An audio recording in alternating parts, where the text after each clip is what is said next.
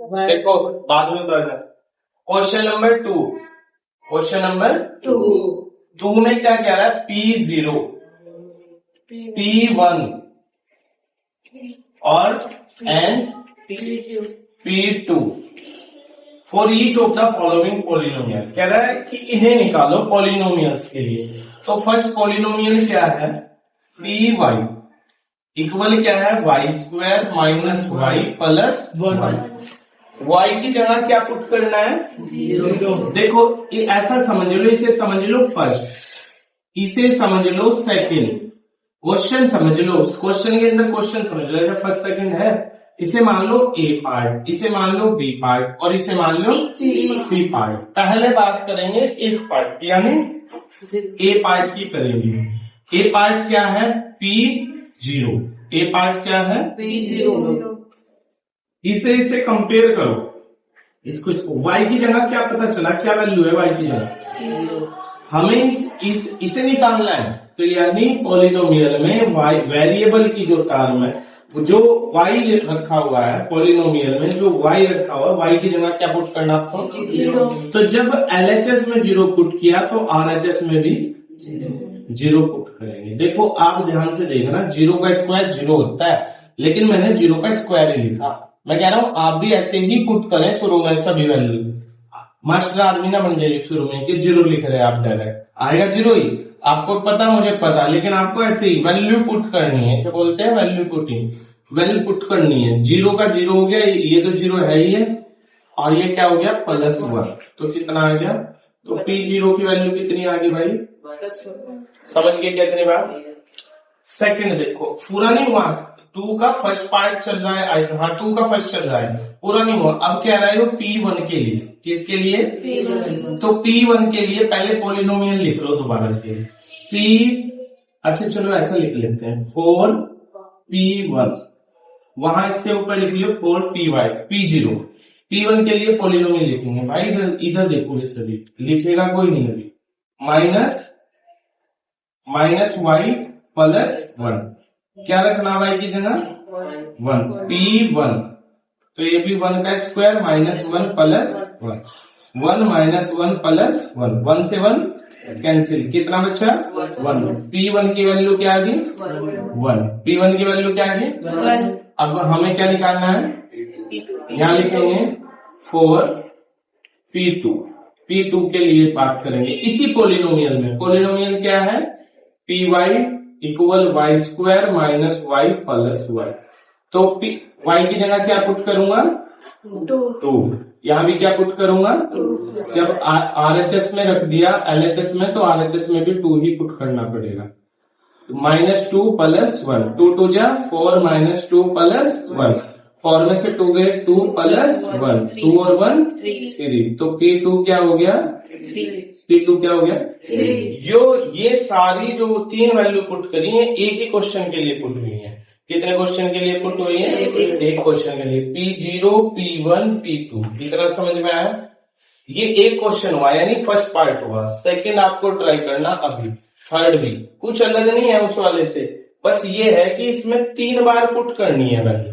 समझ गए बात को? यहाँ पे कोई समस्या है? तो का सेकंड करा दिया। चलो सेकंड भी देखो। PT equal 2 plus T plus 2T square plus T³ minus T³। इधर चेक करो बस। अब इधर देखो, फाइनल आंसर चेक करना, गलत आएगा तब चेक करना लाइन टू लाइन। इधर समझो मैं क्या क्या बता रहा हूँ। देखो जो मैं T बना रहा हूँ वो थोड़ी तिरछी बनाऊंगा, और जो प्लस है वो एकदम ऐसा होगा, तो कंफ्यूज मत होना। तो T की जगह क्या पुट करूंगा? 0। सबसे पहले तो 0 पुट करूंगा, 2 प्लस 0 है ना, प्लस 2, फिर 0 का स्क्वायर माइनस 0 का क्यूब, क्या हो जाएगा? 2 प्लस 0 प्लस 0 का स्क्वायर 0, 0 इंटू 2 0, या आप शुरू में 2 इंटू 0 भी लिख सकते हैं माइनस 0। हमने देखा है तो सब 0 हो गया, सिर्फ क्या आंसर आ गया? P0 कितना हो गया? समझिएगा। फाइनल आंसर को ऐसे रेक्टेंगुलर में बदल कर देना। इतनी बात समझ में है? अब हम किसकी बात करेंगे? P1, 4P1। क्या लिखूंगा? 4P1। P1 की अगर बात करूं तो पोलिनोमियल लिखेंगे पी टी इक्वल क्या है 2 plus T plus 2t square minus T cube. क्या वैल्यू पुट करेंगे टी की जगह क्या पुट करेंगे 1, तो p 2 प्लस 1 2 1 का स्क्वायर माइनस 1 और 1 का क्यूब, तो कितना हो जाएगा 2 प्लस 1 प्लस 1 1 जा 1 और 2 जा 2 इंटू 1 माइनस 1, तो कितना हो गया 2 1 3। भाई ये तो डायरेक्ट ऐड हो रहा है, इसमें तो कुछ भी नहीं है 2 1 3, और ये क्या हो गया 2 1 जा 2। मैं इसलिए कर रहा हूँ, सारे स्टेप्स इसलिए ले रहा हूँ, आगे चल के माइनस की वैल्यू आएंगी, बड़ी वैल्यू भी आ सकती है, तो आप किसी में भी शॉर्टकट नहीं करोगे। जैसे मैं कर रहा हूँ ऐसे 3 में से 2 गया, सॉरी 3 2 और 5 में से 1 गया 4, इसे आप लिख सकते हो डायरेक्ट। P1 की क्या वैल्यू आ गई 4, पता भी इतना समझ आएगा। आगे चले, कौन रहेगा कौन रहेगा इसके बाद क्या लिखूंगा 4 P2 4 P2 ऐसे ही लिखेंगे भाई। P2 के लिए बात करेंगे तो फिर पॉलिनोमियल लिखेंगे Pt equal 2 plus T plus 2t square minus T cube. T की जगह क्या पुट करेंगे 2 पुट करेंगे, 2 प्लस 2 प्लस 2 2 का स्क्वायर माइनस 2 का क्यूब, यही है ना। 2 प्लस 2 ये तो 4 दिख रहा है, मैं डायरेक्ट होता हुआ प्लस 2 इंटू 2 2 जा 4 माइनस 2 का क्यूब 8, तो 4 2 जा 8 और 4 12 माइनस 8, 12 में से 8 गए तो P2 कितना आ गया 4। समझे क्या। अब क्या निकालेंगे, कुछ भी नहीं, चेक करिए ये सारी वैल्यू है कि 2 4 4। आपने एक चीज नहीं देखी भैया 2 इंटू 4 8 प्लस का 8 हो गया, 2 इंटू 4 भैया 8 हो जाएगा, तो भैया प्लस का 8 और माइनस का 8। हाँ बिल्कुल कर सकते हैं, 8 से 8 कैंसिल हो जाएगा, फिर भी 4 ही बचेगा, बिल्कुल कर सकते हैं। देखो सुनो, P1 पे भी वैल्यू 4 आ रही है, P2 पे भी वैल्यू 4 आ रही है। क्या समझे इस बात से,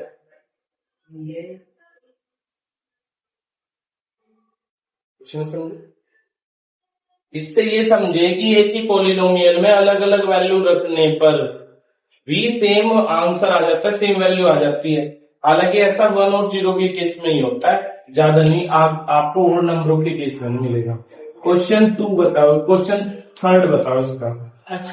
थर्ड क्या है एक्स क्यूब पॉलिनोमियल है, तो भाई P0 तो बराबर 0 हो जाएगा, P1 1 का क्यूब हो जाएगा, मतलब x का क्यूब, यार ज्यादा ही डायरेक्ट कर दिया, तो 0 रखेंगे तो कितना हो गया 0 का क्यूब 0। अच्छा फिर लिखूंगा 4 P1, ऐसे ही लिखना है यार सब। अच्छा है तो आप यहाँ भी लिख सकते हो 4 P0। P1 के लिए बात करेंगे, P1 तो x क्यूब, x की जगह क्या रखेंगे, x की जगह क्या रखेंगे भाई Px बराबर क्या है x क्यूब, जो Px बराबर, तो P1 बराबर क्या जाएगा 1 का क्यूब, कितना आएगा 1, P1 कितना आ गया 1, ऐसे ही क्या निकल जाएगा, ऐसे ही क्या निकल जाएगा P2 निकाल लोगे, 2 का आंसर आएगा 2 2 जा 4 2 जा। लास्ट क्वेश्चन बताता हूँ बस 4, लास्ट क्वेश्चन कौन सा बताता हूँ 4 में क्या पोलिनोमियल है ये बता दो बस। 3x x minus 1 bx x minus 1 और x प्लस 1, यही है ना।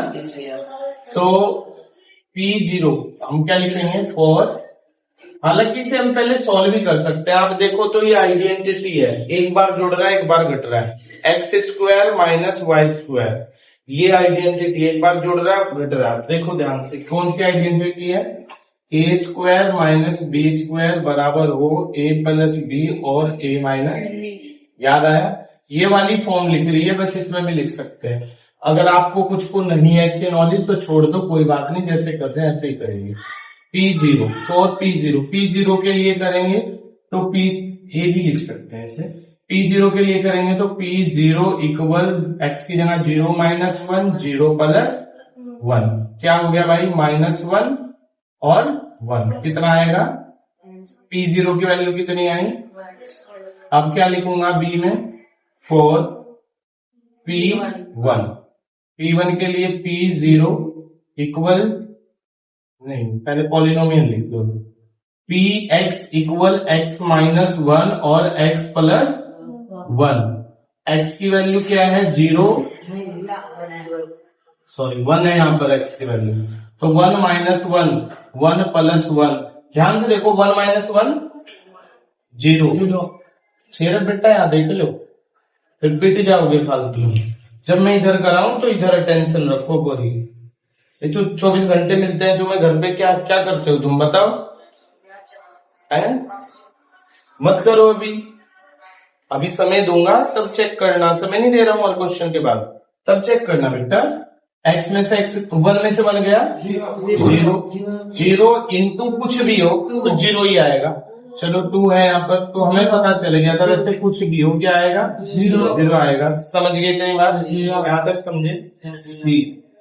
सी क्या है 4 P2 ऐसे ही मैनर में दिखना चाहिए आपका पूरा क्वेश्चन। P2 के लिए क्या करेंगे Px इक्वल x माइनस 1 और x प्लस 1 2 पुट करो x की जगह तो कितना होगा 2 माइनस 1 2 प्लस 1 2 में से बन गया 1 और 2 और 1 3 कितना हो गया 3 P2 की वैल्यू क्या आ गई P2 की वैल्यू क्या आ गई 3 ये तीनों ही इसकी वैल्यू है। जो भी वैल्यू आएंगे ऐसे ही रेक्टेंगुलर बॉक्स में दिखेंगी ऐसे ही सिस्टम में दिखना चाहिए आपका क्वेश्चन लिखा हुआ।